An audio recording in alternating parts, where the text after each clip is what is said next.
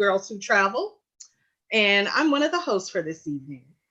I want to welcome you to the RIDE Lab and kind of give you an idea of what we're going to talk about today. The RIDE Lab is an immersion in innovation and brand evolution.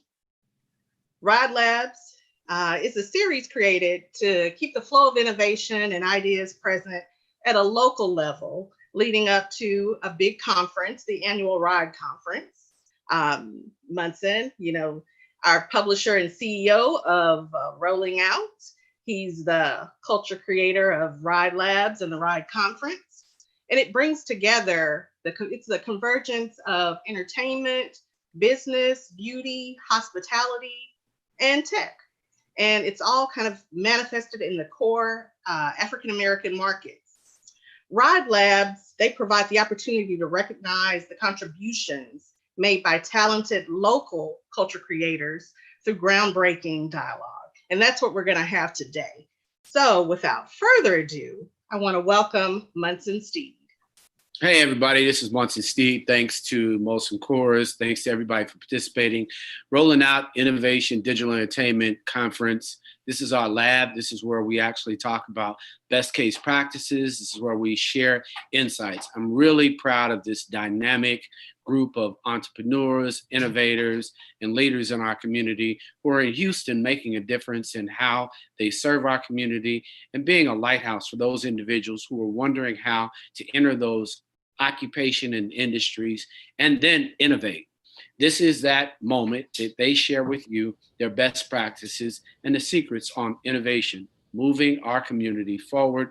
And RIDE Labs are all about professional evolution, just like the RIDE Con, which starts September 25th and 26th. What's going on, everybody? How you doing? Lindsay, Chaz? Hey. Great. Why don't you take this moment, Lindsay? We'll let Lindsay go first, Chaz, and share all about your business and give an insight on why you chose it and what motivates you today. Sure. So I am a medical aesthetics practitioner here in Texas, but I started off as a structural engineer. So I went to school for structural engineering, was in corporate America, got laid off, and said, okay, what am I going to do next? I have something called PCOS, which is polycystic ovarian syndrome. It affects 1 in 10 women here in the US of childbearing age. So they have a lot of different skin issues and skin sensitivities that can come along with it. I couldn't find a natural product on the shelf that would help me with like shaving and waxing issues. So I had seen a lot of people having the issue, decided to create something to solve the problem. I worked a couple years while I was in corporate America, taking my paychecks to, invest in research and development, trying all kinds of new ingredients. And I launched our skincare brand about 5 years ago. Skincare was growing well. And then I noticed that there was a lack of knowledge in the industry on how to launch your products, how to take care of your skin, and then also how to start your own spa business. I had been doing it at that point for about 7 or 8 years. So I developed my own curriculums, started my own beauty training facility. And then about 1.5 years ago, I went ahead and opened a brick and mortar spa and beauty training school here in 3rd Ward, Houston, Texas. So I've just, looked at every opportunity to make my skincare, my community, just a better place. So I've just been trying to, find new ways to help the environment, help people take care of their skin, help people build their businesses. So that is why I'm here today. I'm excited to be here. Thank you so much for having me. Thank you. You make us proud. Chaz? Well, my name is Chaz Daughtry. I'm the founder of Sulfate Grill and Sweetwater Farms HTX.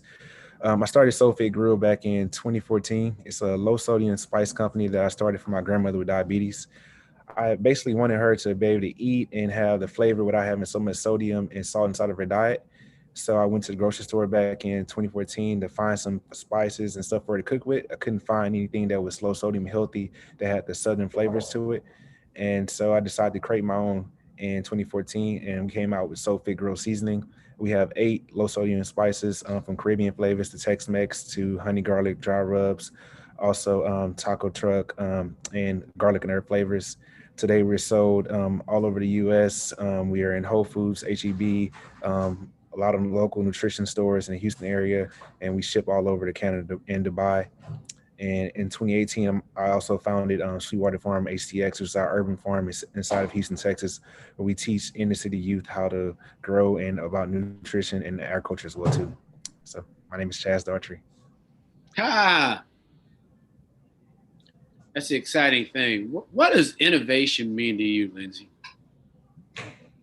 Innovation to me means really finding a problem and finding a new and better way to solve that problem. There are a lot of products out there right now for skincare or for shaving, but I wanted to find a natural way, a better way for people to cure their skin without, putting a product on that burns their skin. So innovation means looking at a problem and saying, how can I create a solution for it in a better way that's not only going to help me, but help those around me who have this same problem. So meeting that need in a different way. Chaz, same question. I think innovation means just being creative, thinking about things, thinking about how you can better the future, better your product, better your brand, being a better person. And so just basically being creative and thinking outside of the box and not just thinking which can satisfy you now or your customer base right now. How can it satisfy people 20 years from now, 30 years from now? Lindsay, can you tell us how you used innovation to kind of propel your career to that next level? Yeah, sure. So I think that when it comes to skincare, it is a very competitive market. So I had to find new and different ways to get the business out there, get it growing. And for me, like funding, for instance, 80% of the funding for this business has come from pitch contests.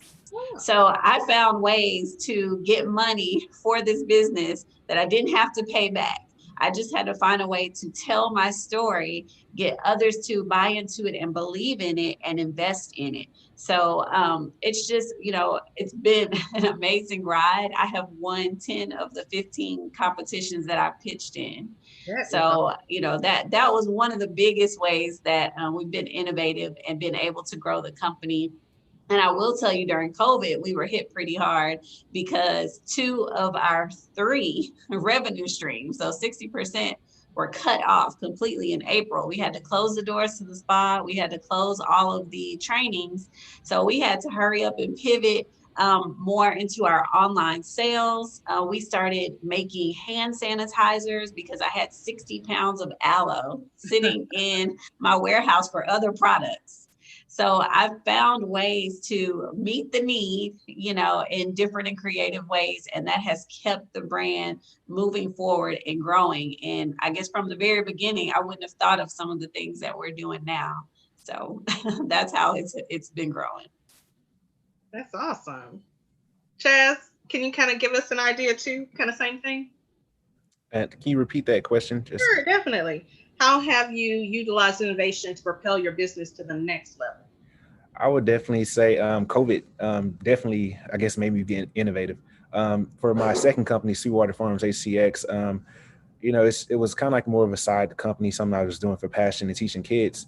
But when COVID came, we had to be innovative and actually think of ways to get the products out there and get the produce to people, since we couldn't go to the local farmers markets and sell. And so with us, me thinking how I did my spice company and selling things online and using social media to promote it, I basically created an online farmers market for all of my produce that I'm growing on the farm.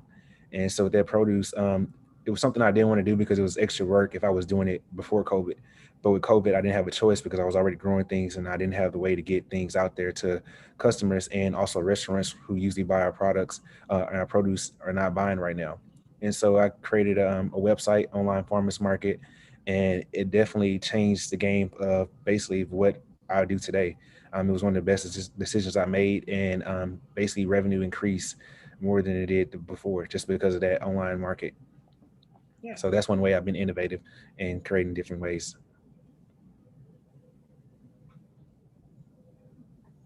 Munson? I think it's important to talk. I think we talked about innovation, but I know as an entrepreneur, funding was a great approach to how you innovated your funding. There's a couple of questions, and they said, any insight on how you successfully pitch for those who want to enter competitions? Lindsay, what would you say to that? So I would definitely say your story is going to be the most important thing. So what makes you unique, right? Because anybody can create a product, anybody can have a service, but what is your story? What makes you unique? So telling that story makes a big difference. And then also research. There are so many companies out here giving money, not necessarily giving money away, but they have all these competitions. They are trying to fund other businesses, but a lot of people aren't even applying for the money. So I would say, look out there, look for them. And then whatever those requirements are, make sure that you meet the deadlines. I'm also a pitch coach now too, because I'm helping people to develop their stories. So it's really important to tell your story in a creative way that captures your audience. One last question, just following up on that. What is at least 2 pitch competitions that you'd like to see more of our community show up for? Well, of course, locally, there's the Houston Liftoff competition. It is for startup businesses here in Houston. They give $10,000 away to 3 companies, $30,000 total. And then every year, the HCC, Houston Community College, does the exact same thing. They give and you don't have to be a startup for HCC. So they give money out to, startups, businesses that have been in business for years, and they give 12,000, I believe 6,000 and 5,000. So those are 2 local competitions that more of us need to be in. Super. Thanks for that. We've now been joined here rolling out RIDE Lab by Douglas Franklin. Douglas, will you share with us some insight on your business as an innovator for this evening's program at this RIDE Lab? Absolutely. I'll be proud to do so. So I work with 2 great companies in tech. I am a part owner of Fresh Tech Solutions, in which we actually build apps across the board. So we build affordable apps for small businesses that that may not believe that they can actually have an app, but we also could build the full-fledged a custom app for anybody that needs it. And then additionally, we have the business deck launch where we take your business idea or even your business, put it together in a pitch deck, and we also help coach you to make sure that you can win that next pitch competition. Super. Innovation, technology. Look like you want to say something else. Oh no, shoot, we're just happy. Just echoing off of what Lindsay's talking about. Pitch decks, right? Our pitch competitions are very pivotal for businesses right now. That at times is one of the easiest ways for you to get exposure to investors, but also have the opportunity for you to be able to achieve funding. And that's really what we're passionate about, is just trying to make sure that the founders that don't have the opportunity to really achieve that funding or didn't think they could achieve funding and get the opportunity to scale their business. Love it. Sounds great. I'm excited about seeing all this innovation going on. Obviously, COVID pushed everybody to think of innovation. Chaz says it's just creative, but for those who haven't figured out how to leverage social, what insights would you give each of you, and we'll start with Lindsay, on how to leverage social in an innovative way that many may not be thinking, whether it's software or just, being a better storyteller. Can you share insights, Lindsay, and then we'll ask each of you? Well, I think that being a better storyteller helps a lot, because if you're trying to tell people what you do, what you sell, what makes you interesting, but nobody understands it, it's going to be really hard for them to buy into it. So I think that one of the ways to leverage it is to truly tell your story. The second is going to be regular engagement. I think that it's really important. During COVID, we actually started a series called Wine and Wellness Wednesdays, where we go live every Wednesday. I answer skincare questions, I answer beauty questions, and that is people's direct access to me. And I do it consistently so that people know every week, Wednesday, 7 o'clock, we're going to join her. So, it doesn't have to be you're on social media all day, every day, but if you have that consistency, then people know, okay, I can engage with her and your following will grow. Chaz? I would say the engagement is really important. I mean, also finding your niche. Everybody is doing something on social media and have their own brand, but finding out what you love to do and how is that making you different. And so when you find out what makes you different and you put your spin on it, I think that really grabs the audience attention, and you receive more followers and, better engagement. And so for me, I know people love seeing our recipes on my spice company page. And so I may put this recipe up there, but also let them know why I have this recipe and how it's good for diabetes, how it's good for cholesterol. With the farm page, we do things where we go out to the farm and we show people how to pick things. A lot of people have never seen okra being picked. They've never seen collard greens being picked. So it's walking them step by step. And these are people who may not even want to be a farmer or engage in gardening. They just want to know where the produce come from. And so we kind of give them that step of showing that it's only like been touched by one hand and it's being picked right here. This is what dirt looks like. And this is what okra looks like.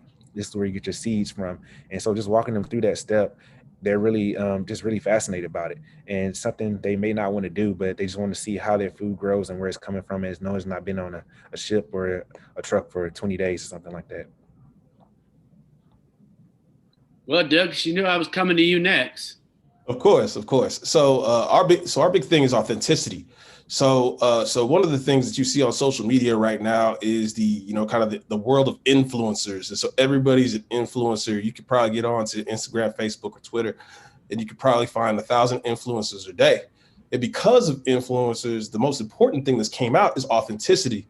And so we really try to be authentic when we have interactions with our people and our consumers on the internet. And so we actually also do a podcast. We do a podcast every Monday at 12 o'clock. And one of the cool things that we do is we're really honest about our successes, but also our failures. And that is beneficial to the tech community, not only just for other people, but for ourselves, because as we're sitting there talking, we're still learning. And that's the nature of the tech world, is you're always still learning, you're always still pivoting. And the thing that makes you authentic, and the thing that also brings in your clients, is when you're honest. And that's one of the things that we always try to do, is be honest and transparent, and share our experiences, regardless if that helps or hinders us. But so far it's been very beneficial for us too. Super. Lindsay, can you tell us, when it comes to innovation, how have you experienced your brand kind of evolving in the future? How do you think it's going to evolve? Where's it going to go, say, in the next year or 5 years down the road? What do you see? Sure. So our brand, when it comes to our beauty training, we've actually already started with COVID. I can't travel as much, right? So our expansion is going to include a few real good industry experts in other areas who will now start to teach in areas that we can't teach. I can only be so many places at once. So I've already started training a couple of industry experts to teach. And then also with our skincare brand, the brand is growing, and we're in quite a few spas wholesale, but we're also going to be increasing our retail footprint in 1 or 2 big box retailers. When I first started out, the first thing I did was pitch before Walmart, and I got a deal with Walmart, which was great. But then I learned that Walmart was not, they didn't have my target market, right? Who wants to pay $15 for, a scrub or shave cream? That's not the Walmart customer. Mm-hmm. So I'm looking at a couple of other big box retail stores to grow our brand in the next year or 2. Awesome. Chaz? Let's see. I would like that question again, please. No worries. Where do you see your brand going? Where is it going to go in, say, next year or the next 5 years? Because you have a few different things going on, you know. A few different things, but I think it's definitely, I definitely see technology playing a big role in where I'm in the food industry. And so even with the produce, producing it, growing in it on our farm, and also with our spice company manufacturing as well. But I definitely see technology being a major part of the food industry. You can see like companies like Beyond Meat or, Impossible, how they created basically plant-based meat. And so even with us, we're using technology to grow things, and we're using microgreens and growing things with lamps and certain lights. And so my goal is to be somewhere and using technology to actually kind of help us grow. A lot of companies right now are using AI. So kind of spices have been around forever. And so I guess people can't be creative with us. We try to think of different ways to create different things. But artificial intelligence is now the new way to create different recipes and stuff. So I can definitely see that us using technology to actually grow. Wow, very cool. Dr. Franklin? So we're all about expansion and equity. So it's the double E's, E squared. So the cool thing about our expansion also allows us to be able to connect with the community of people that need it the most. So we have the opportunity to work with so many businesses of color specifically that are not existent in the tech community. So very few of us. And so we're really happy about that. But what makes us even happier is that we're starting to, as we start to scale, we're able to build jobs for people that are interested in the tech community. So in the summer, we actually had 4 students go through an accelerator with Professor Johnny Graham from Howard University, where of the 5, 4 of them made it to the finals with their pitch decks. And of all five of them are going to be working with us. And two of the students in particular have already asked me about permanent placement in 2 years. And so basically what we really want to do is we want to be part of making tech blacker. We want to make tech browner. And that's one of those things that's very important to us is being part of the process of diversity and inclusion, because we aren't necessarily like my peers here in the business of products. We're in the business of tech. And so we are obligated to be able to make sure that we're also bringing people along for the ride as we continue to grow and scale. Right. Munson? No, I'm not the tech entrepreneur today. Just kidding. When you think of that, I think many people need to know innovation tool sets. I think it's easy to talk, Chaz, about social, but there are tools, apps that individuals need. And at the RIDE Lab, we really like to get our entrepreneurs just to share some of the tools that they're utilizing to make their lives and their businesses more efficient. So if each of you would share some of the apps or applications or software that you find allow you to innovate and be social and connect, or even just collect data. We'll start with you, Lindsay, again. Okay, so I guess there's 3. One that just simply runs my life is Acuity. That's a scheduling system that keeps all of my, service appointments, all of my classes, all of my presentations, all of that is in my scheduling system. I don't think I could survive without it. So that's definitely the first one. And then my second most important one, I guess, would be Kajabi. I use Kajabi for some of my online webinars. I use it for my email marketing. So it's just another communication tool for me to utilize to kind of put everything in one. So it replaces an individual email marketing system. It replaces my, webinar systems. It kind of does a little bit of everything for me. And I also do all my lead pages through it. So I don't think I could survive without Kajabi and Acuity. That's true. We need one more. Okay, what is it? I don't know. It's your program. You gave us 2 great ones. We need one more. Oh, my third one would be, I guess, my Shopify system, because that's where my website, it's where I sell my e-commerce. So those would be the 3. So those would be the 3. So do me a favor and put those 3 in the chat so all the participants can see the 3 and at least take them away. At RIDE Labs, we really are about increasing all of our networking and our ability to find new resources and new software to innovate and to apply to our business. It is important for us as a community to have a collective consciousness that allows us to be able to open, free source our intellectual capital to our community that is often redlined away from finance. So if you do that and share, Chaz, it is your turn. 3 that make your life easier and that you have found increase your productivity, insights, whatever you use those tools for. I'm gonna go with the cliche. I'm just gonna say first, starting off with Instagram. It's just a free website, pretty much. So using Instagram allows you to basically advertise your company for free.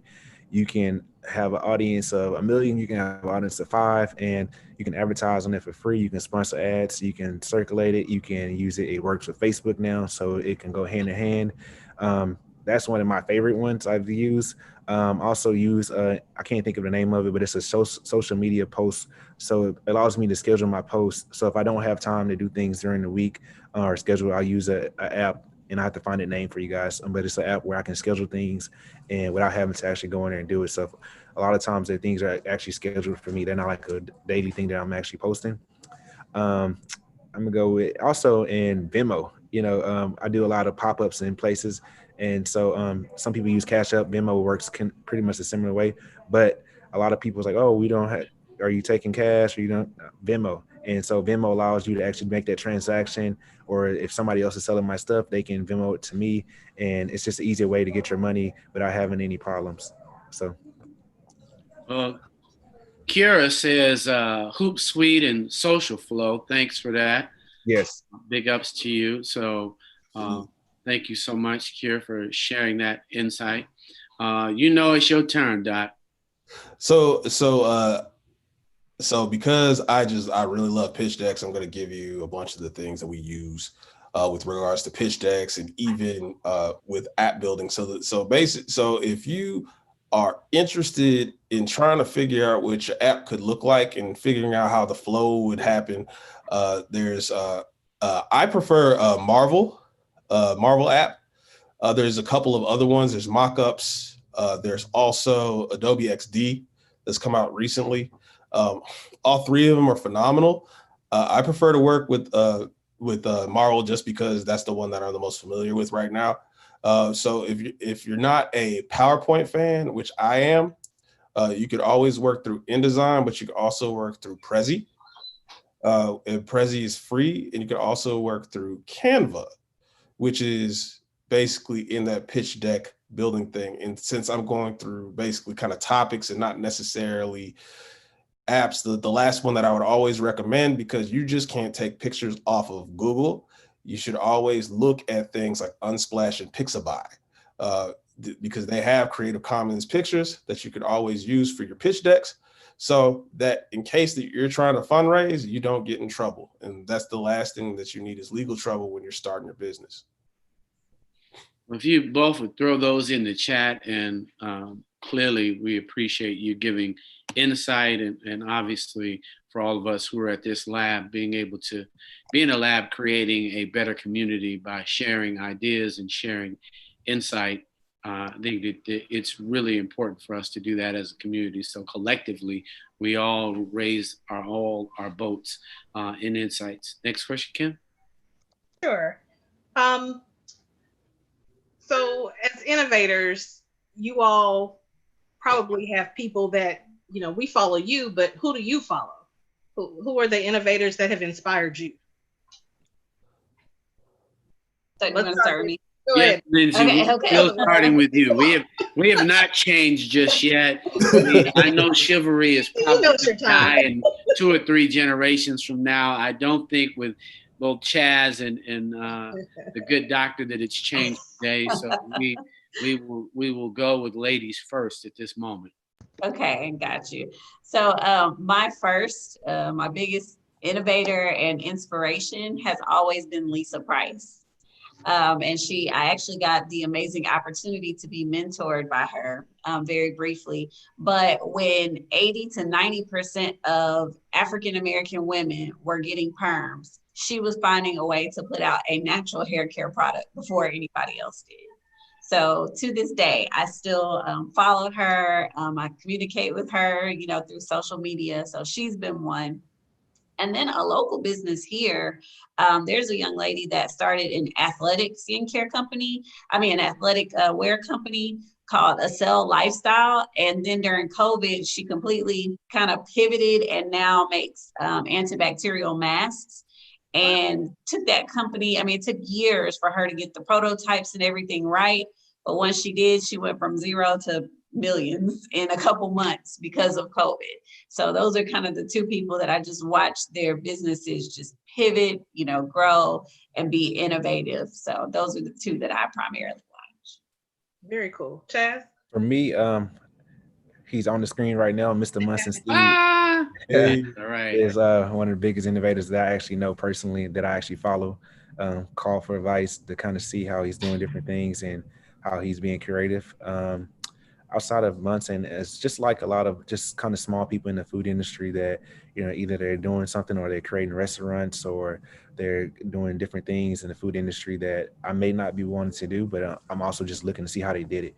And so that could be a plan for me that I may want to do maybe 30 years from now. But I just kind of like to see how people are moving and how they're doing in that industry.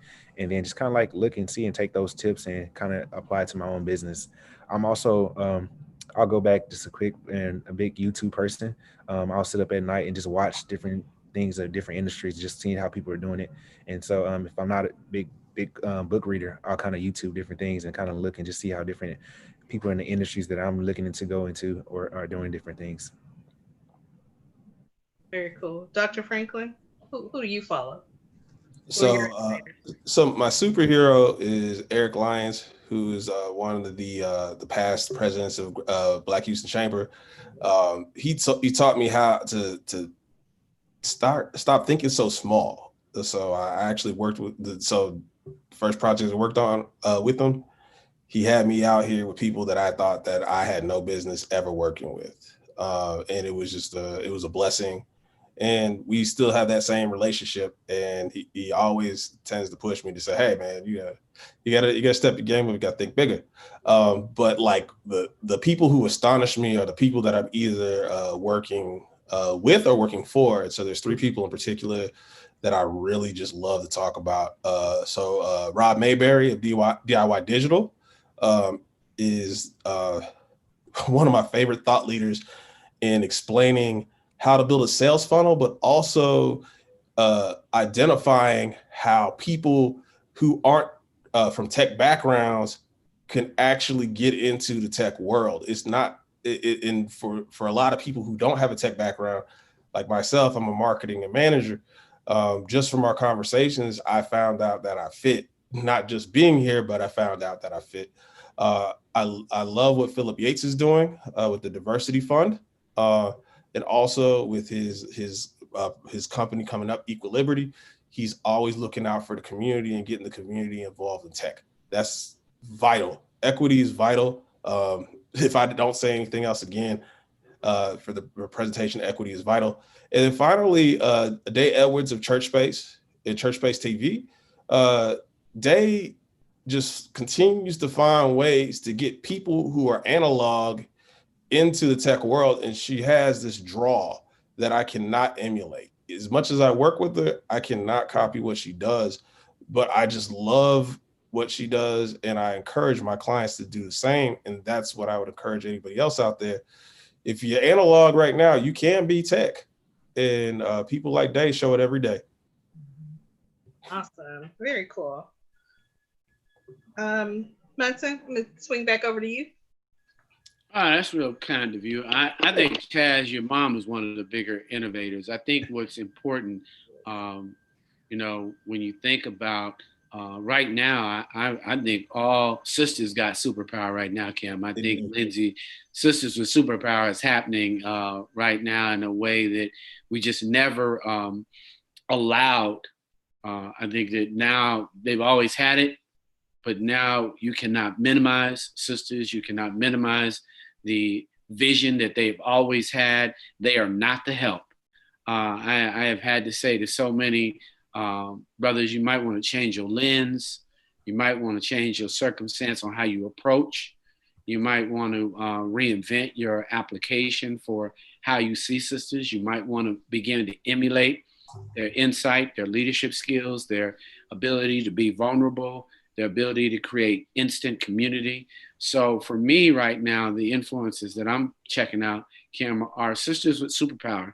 Whether you're talking about a Diva Dartrey, or whether you're talking about sisters who are doing it like Patrice, who's over there at Honey Pot. I mean, there are sisters who are really, the sister CEO over at Ruby Love, and all these women are coming to Ride Con. But, just being able to know and say their names right now, and know that they are moving, serving, working with big, huge industries. For me, those are the individuals that I'm following. The sisters who are currently leading, and that includes Tamika Mallory, those who are on the front line for Until Justice. People who are not doing the most common thing, but actually pushing the envelope to service our community. Diva Dartrey, there to serve not just Houston, but those who are uncommon, underserved, being able to provide testing and serving those who are homebound. So I think those, scale. I want to ask a couple of questions about innovation and scale, because scale is so critical when you talk about innovation. How do you scale your business? Because even in a pitch competition, they want to know. So if you would each share scaling strategies and how important the scaling is. So when people are talking about funding or even growing a business, Lindsay?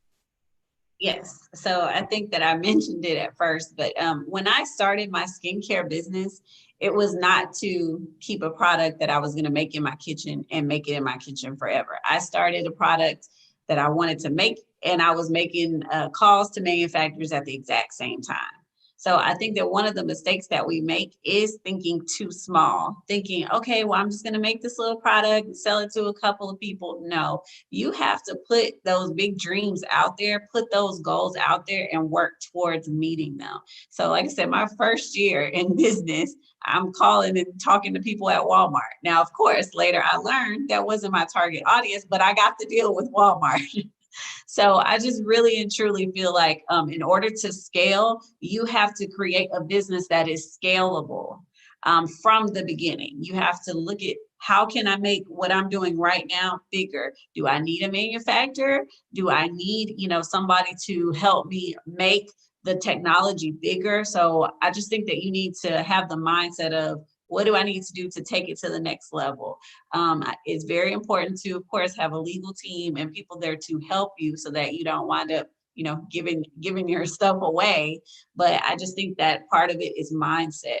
A lot of times we think so small that it's just like, oh, I'm just going to make this little product and it'll be cute, sell it to a couple people. No, how can you figure out a way to get it out there to more people and plan for that? And it is very true. When you're pitching or anything that you're trying to do, people want to know what the next step is, so you have to be planning for those things from the beginning.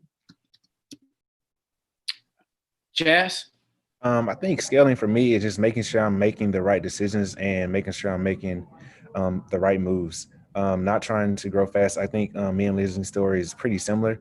When I first started, I was a small product, just trying to get it out there and thinking that maybe I should be in this store, and realizing that, hey, Walmart may not be my audience. I would love to be there, but I'm also a specialty niche product that is also organic and all natural as well. And so just making sure that even if you do get some offers, it may be okay to say no to some of the ones that you do get, even if they are huge and everybody else think that maybe you should be there. So I think scaling right, making sure that you're in the right position, right stores, if you are a product business, or in being around the right people. And so for me, like the stores that I'm in are more specialty stores, and we would love to be in every store, but sometimes I have to be real and know that, everybody's not going to pay for their health, and right now we're just trying to make it affordable for everybody to pay. But to get us started, we have to be in the right position to get that the price down and to be able to spend more. So hopefully that makes sense to you guys. It does. Yeah. Dr. Franklin? So the big thing that I could always talk about is infrastructure. Because generally speaking, when we talk about businesses and we talk about what we're supposed to do with businesses, everybody talks about the business plan and talk about, okay, what you gonna do with the money? How are you gonna make the money? But we don't always talk about, what does it mean to do your introductory meeting? What happens when a customer doesn't like your product or service? There should be processes for those things. And the reason why there should be processes for those things is because that's how it becomes more efficient. And the really cool thing is when you know what you're doing in your business, you have the opportunity to be able to automate some of those things. So if you know that there's certain questions you want to ask for your introductory meetings, now you can make a spreadsheet on Jotform or Google Sheets or whatever you use. That is like one of the things that will completely save your life, because when you start a business, initially, you're doing everything. You're the janitor, you're the CEO, you're the marketer.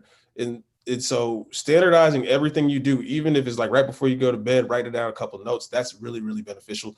The other thing that I would also like to address that we do is knowing when to ask for help through partnerships, because generally when we think about hiring other people, we're thinking about hiring staff. And if you hire staff, then there's a whole bunch of other things that go into it. And particularly if they get past 30 hours, now you have a full-time person you got to pay benefits for. There's partnerships with other companies that are as hungry as you for what you want to do for some of the things that you don't want to do. And that's one of the things that saved us the most time, particularly over the last six to 8 weeks, is that we've made strategic partnerships with people that are willing to work with us to help us with some of the things that we can't necessarily do as we're growing, as the business is growing crazily, even under COVID, that we hope we can bring in as employees and team members, or even, business owners in the future. So those are some of the things that you got to think of. Yeah, I think it's really important just to know about resources, because everyone doesn't have. Chaz, you recently found a resource that shared your dream. And I think whenever you are an entrepreneur, you want to begin to know how to partner and grow with others so that you go. So if you would, and we'll start with Chaz this time, because it seems like Miss Lindsay would like a break from going first. Chaz, can you share just how you found a community partnership as it relates to your tractor recently? Well, I use that power with social media. Social media definitely helped that out. But I think it was like not being afraid to reach out to people. I was basically with our urban farm. We're on 6 acres, and we teach kids how to actually grow things in the garden. And so the partnership with a company called Farmhouse Delivery, they were looking for people to actually invest in and help farmers grow, especially Black farms grow. And so I started I was a little bit extra afraid to do this GoFundMe page, because I do have a successful company already. And I was like, how would people take it for me, reaching out saying, hey, we need to get this tractor that costs $20,000. But I just kind of stepped out and said, hey, this is something, it's a new company and we're helping the community. And they were actually generous enough to donate and help us reach our goal, or some of our goal, to actually get the stuff that we needed to get for the farm. So is that the question? Did I answer that one? Oh, you answered that. But part of what I like to say for all entrepreneurs who are all watching is there's a level of uncomfortability when you asking for insight, asking for support, right. Leveraging those moments. And it's there. We're not fearful. We don't ever claim fear. It's just a little bit more uncomfortable. That's what growth is like. You're going to grow. You're going to be uncomfortable at first. And then you see that God wants us to be great. God wants us to actually have more. And then to ask often. If you're going to grow your company, you are going to have to ask often. That means try GoFundMe. That means crowdfunding. because with each experience, you can benefit, innovate, and redefine the capacity that you have as an entrepreneur. So, given that, we're going to come to you, Lindsay. We gave you a break. Chaz shared his partnership idea. What experience do you have in partnership? Oh my gosh, I wholeheartedly agree with you.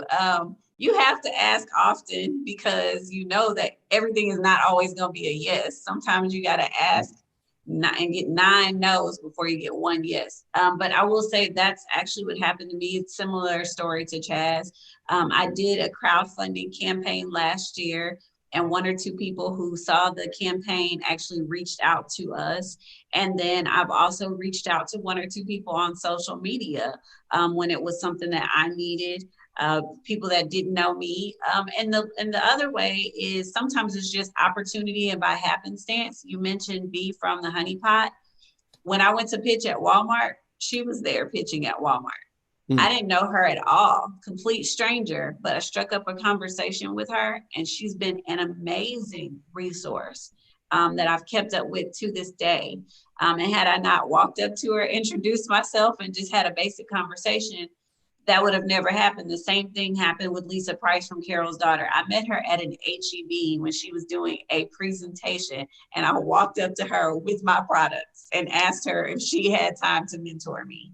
You know, if you don't ask and if you don't seize the opportunities, those things will never happen. You have to be ready to talk to people. Sometimes just introduce yourself. A simple phone call or, a simple message will make all the world's difference. Now, I do not start off all conversations saying, hey, can you help me?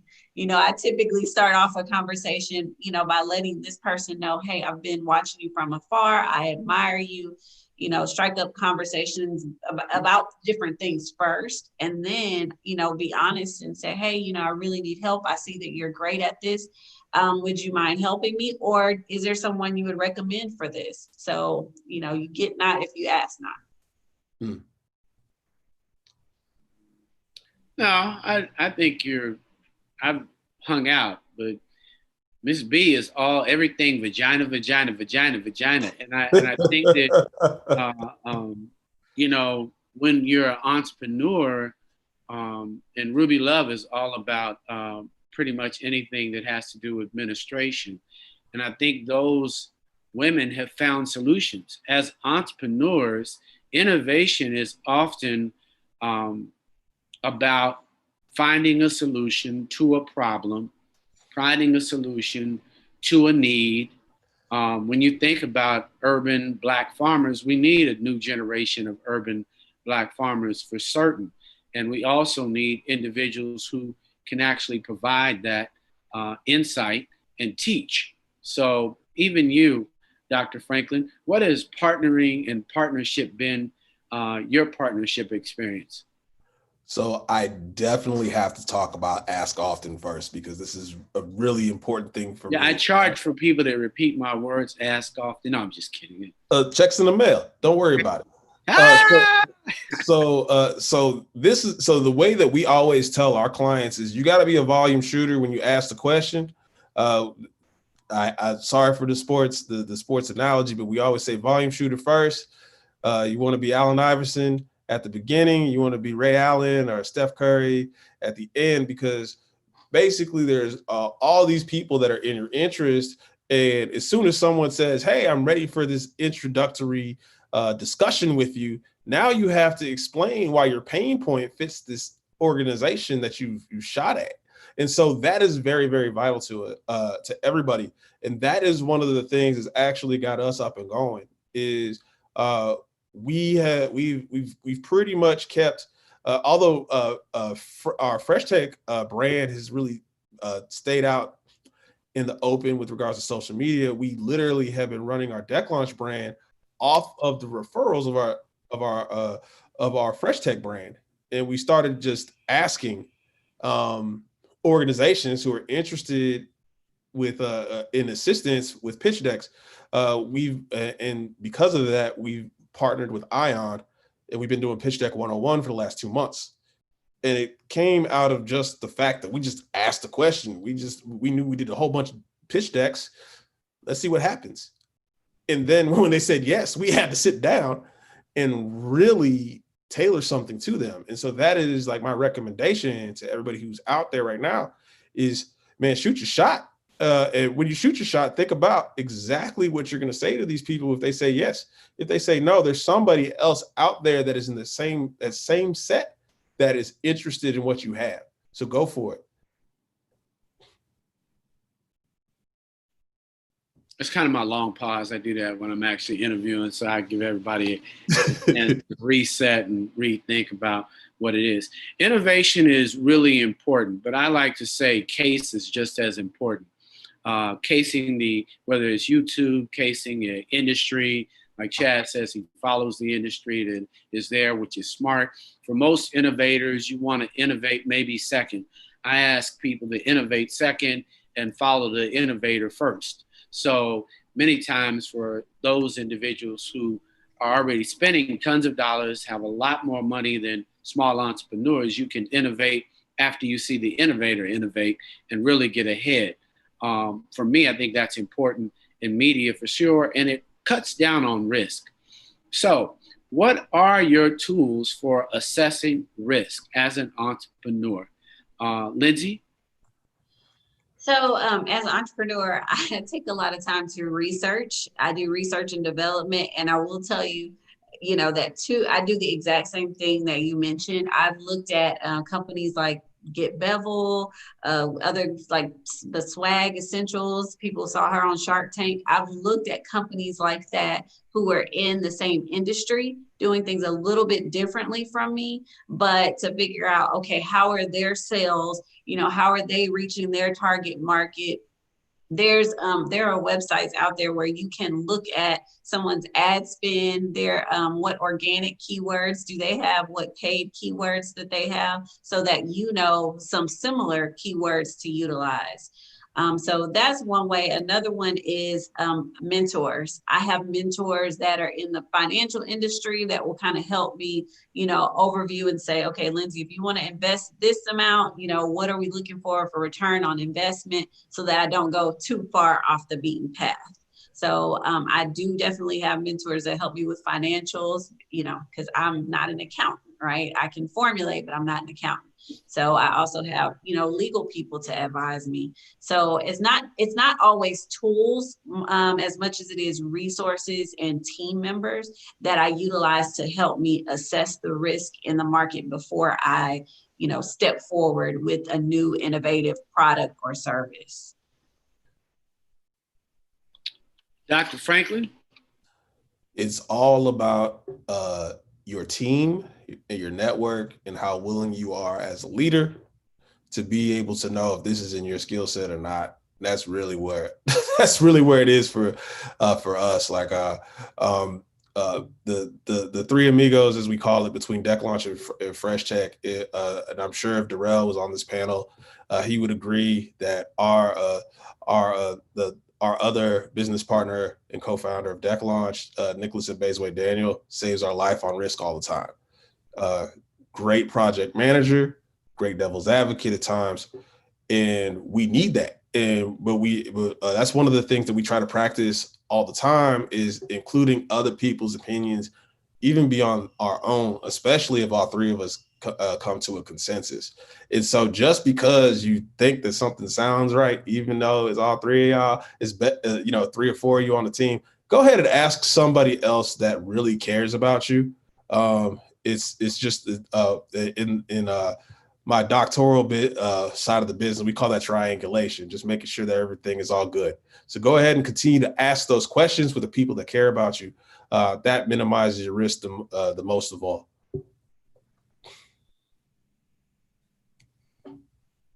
Long pause again.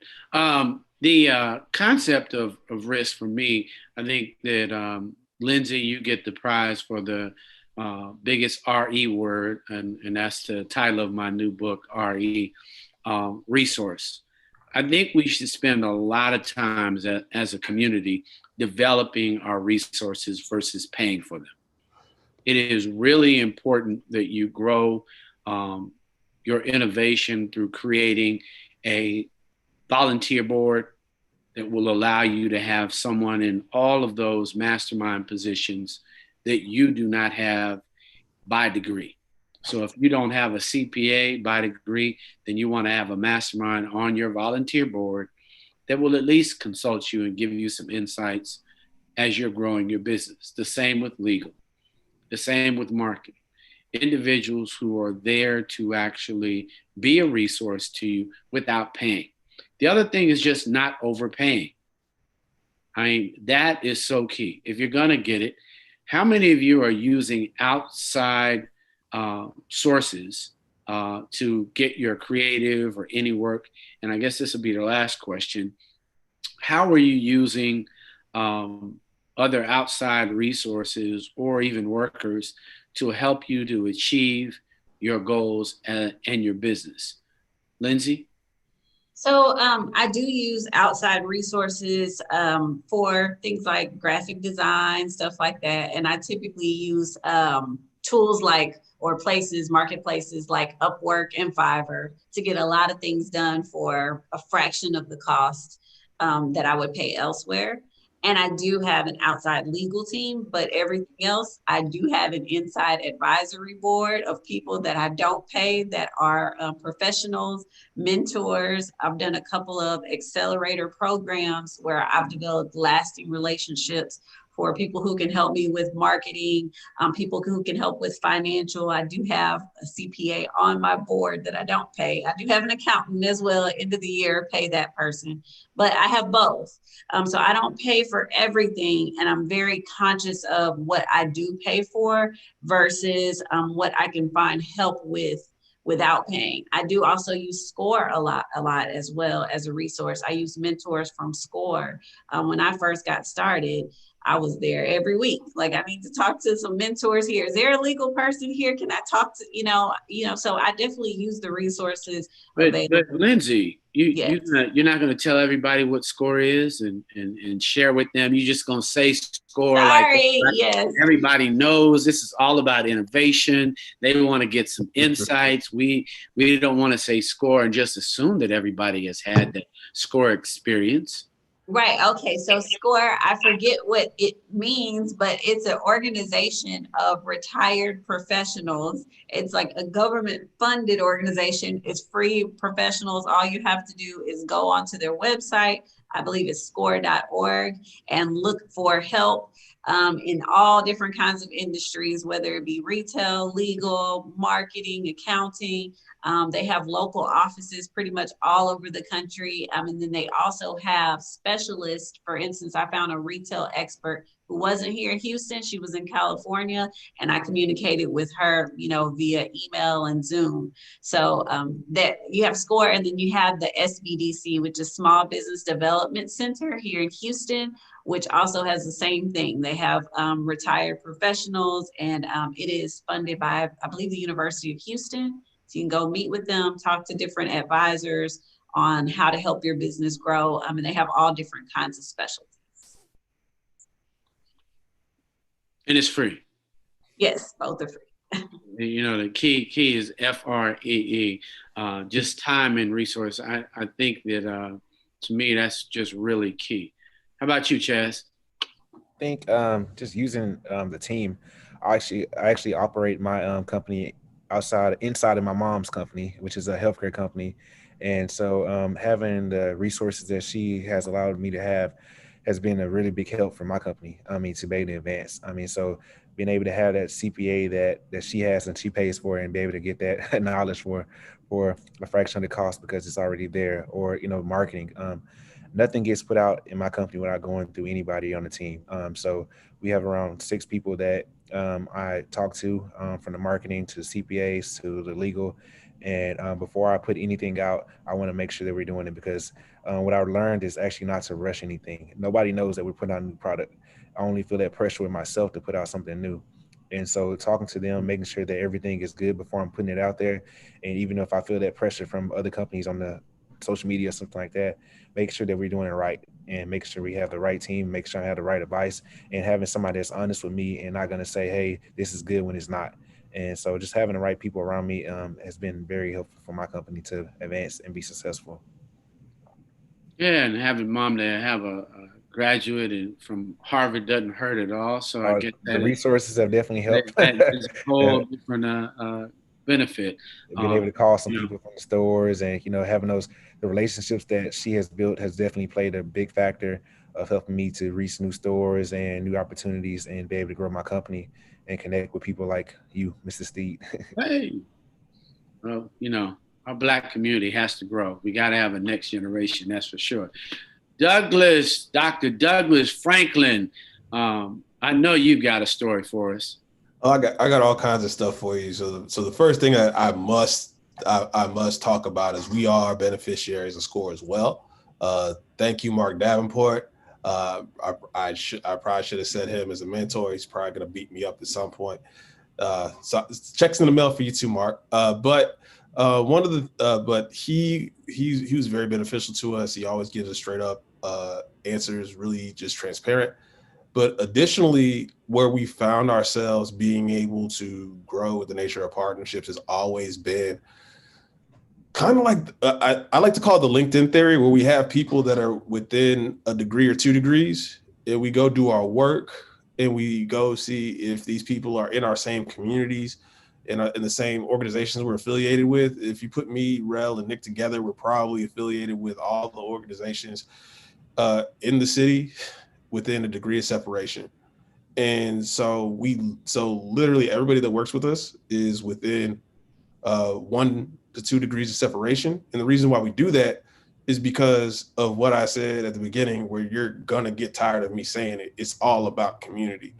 I would rather build community around people that are capable, the Rob Jays of the world, the Philip Gateses of the world, the Brady Guidries, who just joined our team. Hey, Brady, if you're watching, we're building the community at the same time as building the business with people that are capable, that have the knowledge base, and that people behind them believe in them as well.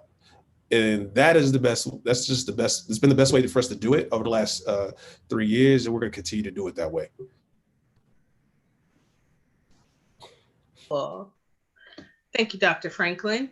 So now I'd like to move to the Q&A part of the talk.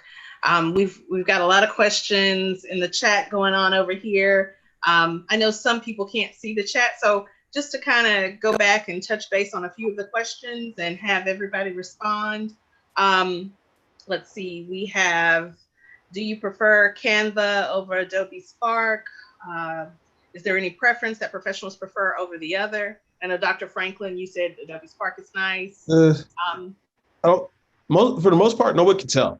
Yeah. So if you do a good job in PowerPoint, it looks just fine. Same thing with President Spark. Don't get too caught up in the software. Get what's comfortable for you. That's the most important thing. Gotcha. Anybody else have any comments, Lindsay or Chaz? I agree. I was gonna say I've used PowerPoint, Canva, Adobe. It's really just user preference. Same here. I use Canva a lot for making ads, quick ads, something I need to get out in a few seconds. The template's already there. If I want to do something, they pretty much have something that's similar to it, and you kind of just can change it and put your own spin to it. And it's a really great resource to use. Yeah, Chaz is definitely right. If you're just talking about, like, honestly, if you're talking about lean, just like quickly getting out an advertisement, is probably Canva. Canva's it. We have another question about supporting Black-owned businesses. How do you weed through what's kind of, there are a lot of businesses that pop up on social media. How do you weed through what's real and what's not? So I saw that because I kind of saw some of the questions. Mm-hmm. For me, and y'all may laugh or you may agree or disagree, but for me, sometimes it's a simple phone call. And I'll tell you that even with our business, we get so many of our clients because they'll say, hey, I called 10 other companies, nobody answered, nobody returned my calls. And I do the same thing. Sometimes when I'm looking for certain things, I'll just call. Will that person call me back in the next day or two? Like professionalism sometimes can't necessarily be seen through email. And every now and then it's just a simple call for me because what we see on social media is not always what you're going to get. So sometimes if I call and nobody's answering, or if I email and it takes 4 days for them to get back to me, okay, I've moved on since then.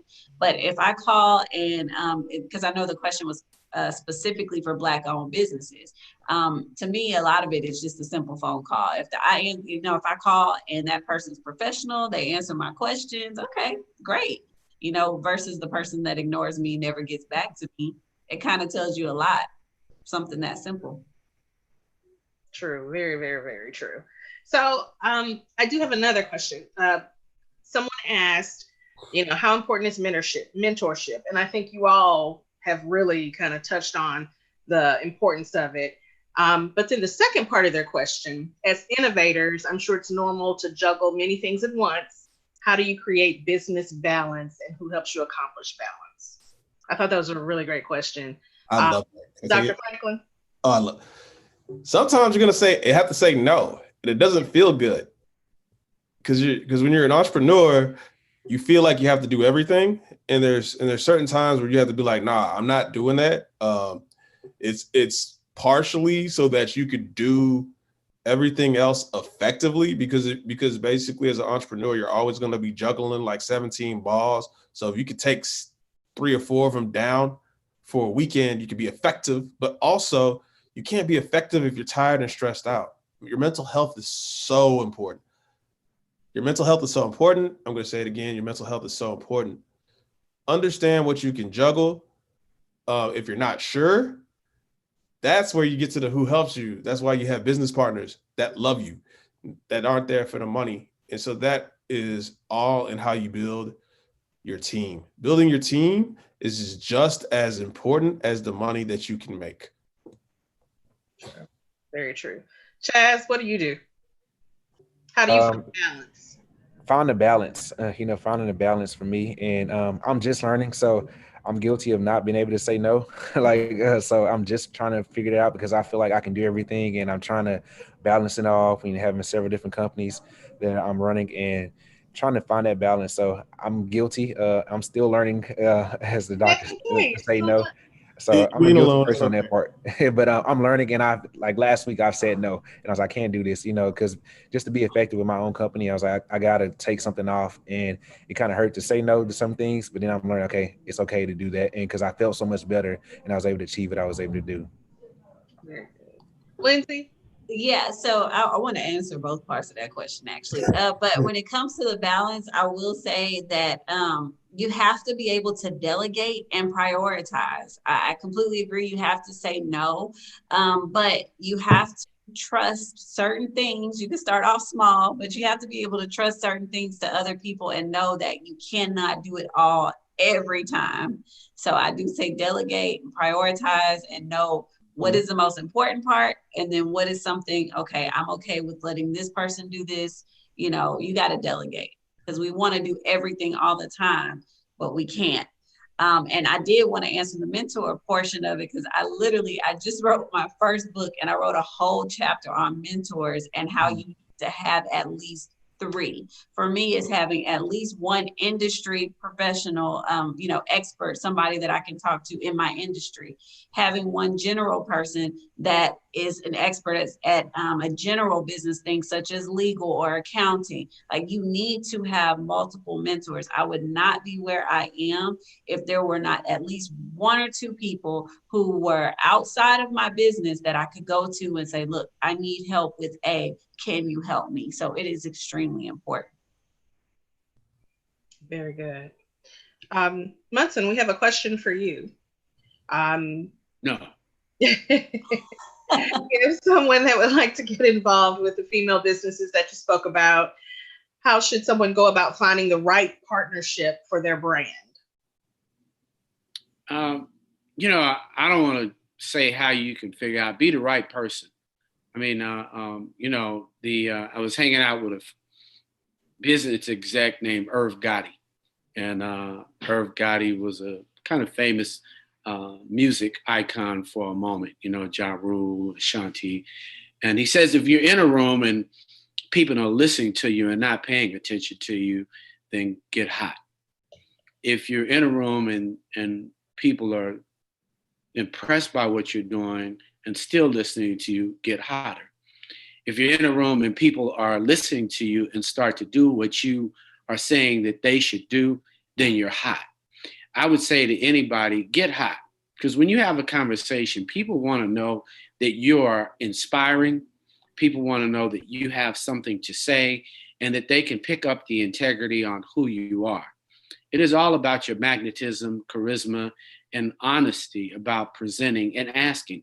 You can't ask often enough for individuals to get behind who and what you are. I think you've got to show up in the right places at the right time. If you stay home, you're going to lose. If you're not involved, it's like you are today. If you can hear my voice, then you are participating. If you go to RideCon, we are giving away to college students over 3,000 RideCon tickets, just because we want the next generation to have access to people like the individuals that you see here. If you go to RideCon, if you go to any of the, and don't overpay, please don't overpay. I think many of our community members are overpaying. I would say that the women that I have mentioned, I know that 3 of them are going to be at RideCon. They're going to be there. There'll be great networking, and we are charging, instead of the $2.99, we are charging $19.99. That is $19.99 to come to RideCon, 2-day conference, 80 speakers for 10 hours a day.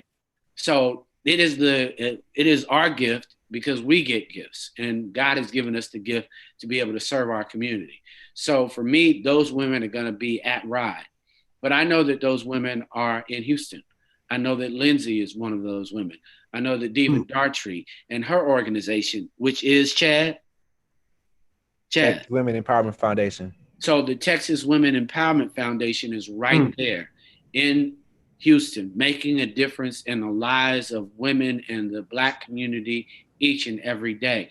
We don't have to look far to know that we can connect with greatness, the vision of women. So I would say definitely come to RideCon. I would say definitely get involved in organizations like Diva's organization, because it is so important that you have a group with you. When you have a group, there's power in collective thought. So that's what I would say. I would say come to RideCon on the September 25th, 26th. I would say in Houston, join the Texas Empowerment. What is it, Chaz? Texas Women Empowerment Foundation. Texas Women Empowerment Foundation. They do great work in Houston. I know Kim is involved in Houston for sure. And she does great work. I know Lindsay's there. She looks like she's a great mentor, even though she's going to charge you a lot. But I remember what a friend of mine, Les Brown, says: information costs, but information pays. You can either pay by your mistakes or you can pay your teacher. So I say pay the teacher versus pay for the mistakes, because then there's somebody else you can always go back to that you paid and say, hey, I need a little bit more insight. So I think that we've got to be a community that wants to give if you're going to ask. Munson. We do have one question, and I think it's kind of important. Munson, I really feel like we were closing it out, but I just want to throw this last question in. It's for Lindsay. Lindsay, you said you wrote a book. Do you think that offering an ebook for free is a good opt-in for your sales funnel to drive a cold audience to sign up? I don't know. We haven't touched on ebooks. Yeah, so that, I mean, it really and truly depends on what you're trying to do, because we do have a free ebook for certain audiences. For other audiences, we do product samples. It really and truly depends. I wouldn't just say that's the only opt-in way. There are a lot of different ways, but the book that I wrote is a paperback book. Oh, you wrote a paperback? Yeah, like the book is available on Amazon and on our website and Barnes & Noble. So Can it you wasn't. put that in the chat for us too? Yes, I can.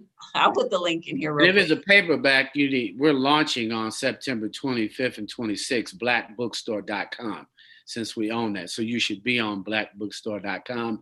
And when you get to blackbookstore.com, Chaz's spices will definitely be in the gift store. So for all of you out there, it is very important that you participate, but don't just be and believe in lost leaders. Like, why not $1 instead of free? Why do you always have to get nothing when you have an exchange? It is the worst thing to build your brand and always go with a lost leader. That might work for Amazon, and it might be what people say, but it also means that you're giving away your intellectual property in hopes of, and that's a bad proposition. And I think it's not the best way to start off something, particularly when you say cold. You really shouldn't be spending any of your dollars against cold leads today. You really should not. You should really focus that toward an audience that you really have some data about. So if your offering is free, once they get something free, they sign up and they're gonna get something, even if it charges their card 30 days later to buy something.